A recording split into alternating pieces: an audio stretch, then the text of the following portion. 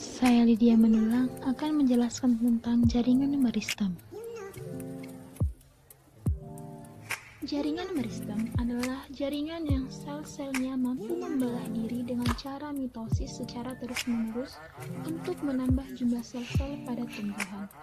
Nah, di sini jaringan meristem terdapat pada batang, akar, tumbuhan.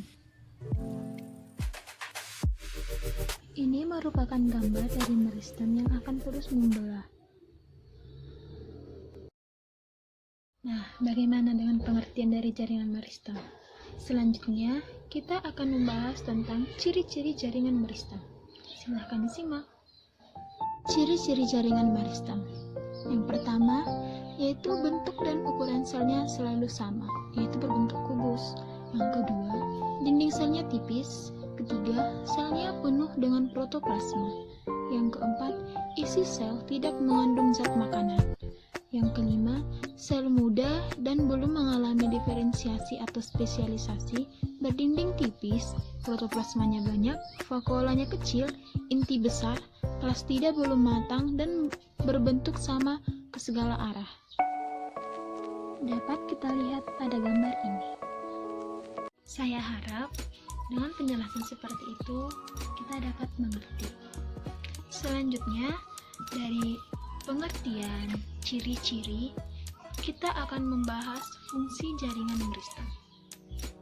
Fungsi dari jaringan meristem. Yang pertama sebagai promer, yang kedua sebagai jaringan meristem primer, ketiga sebagai jaringan meristem sekunder, keempat sebagai meristem apik, kelima sebagai meristem lateral, keenam sebagai meristem interkalar. Apa sih pengertian dari jaringan promeristem, jaringan meristem primer, jaringan meristem sekunder, apikal, dan lain-lain? Itu akan kita bahas pada jenis-jenis jaringan meristem. Nah, jenis-jenis jaringan meristem ini dibagi menjadi 3 berdasarkan asal-usulnya. Contohnya sebagai berikut. Yang pertama yaitu jaringan promeristem, merupakan jaringan yang ada pada saat tumbuhan masih dalam tingkat embrio atau lembaga biji tumbuhan. Nah, embrio ini dibagi atas 3 bagian. Yang pertama radikula, merupakan akar lembaga, ledon merupakan daun lembaga, dan cauliculus merupakan batang dari lembaga. Contohnya yaitu pada biji jagung.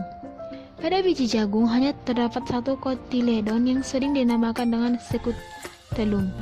Nah, pada saat perkecambahan, akar akan diselubungi oleh koleoriza dan pada ujung embrio diselubungi oleh koleoptil.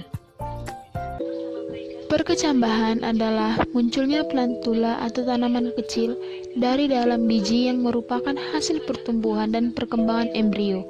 Nah, plamula tumbuh dan berkembang menjadi batang, sedangkan radikula menjadi akar. Yang pertama yaitu perkecambahan hipogeal, merupakan pertumbuhan memanjang dari epikotil sehingga menyebabkan plumula keluar dan menembus pada kulit bijinya, yang nantinya akan muncul di atas tanah, sedangkan kotiledonnya masih tetap berada di dalam tanah. Dapat kita jumpai pada kacang kapri.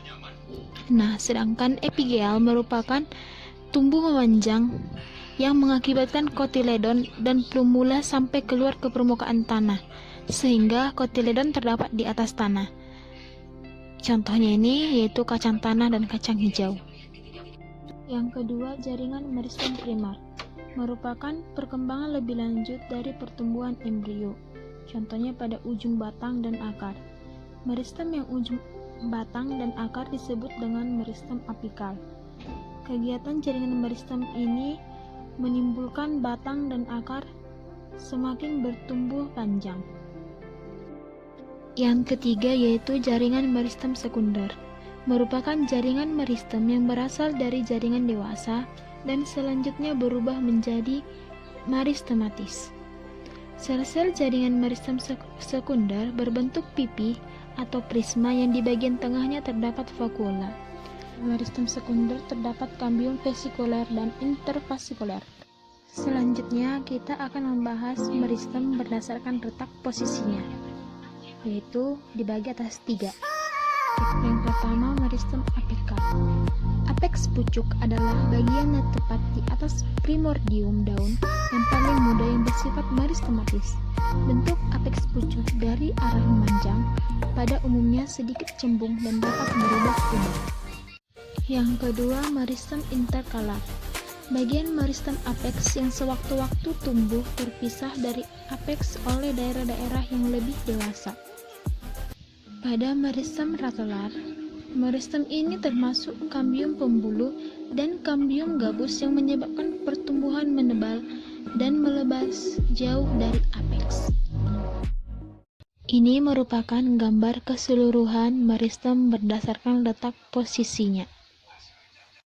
Sekianlah pemaparan saya tentang jaringan meristem yang dimulai dari pengertian, ciri-ciri, fungsi, jenis berdasarkan asal-usul, contoh perkecambahan, dan jenis berdasarkan letak posisinya.